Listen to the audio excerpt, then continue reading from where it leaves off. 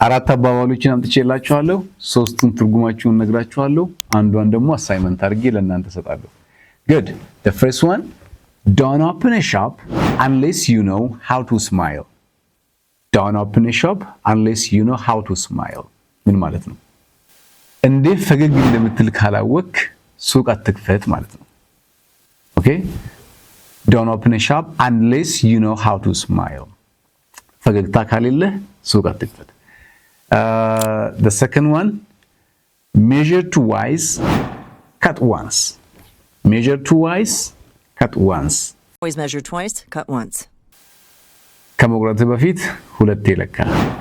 አንዴ ከመቁረጥ በፊት ሁለት ጊዜ ለካ። Measure twice. Excellent. Number 3. Good things come to those who wait. Good things come to those who wait. Okay? Good things come to those who wait. የታገሰ ሰው መልካም ነገር ያገኛል ማለት ነው።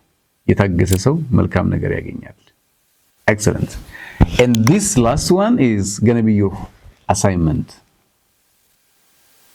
The squeaky wheel gets the grease. The squeaky wheel gets the grease. እቺኛዋን ደግሞ መልሱን ኮሜንት ላይ ታስቀምጡልኛላችሁ።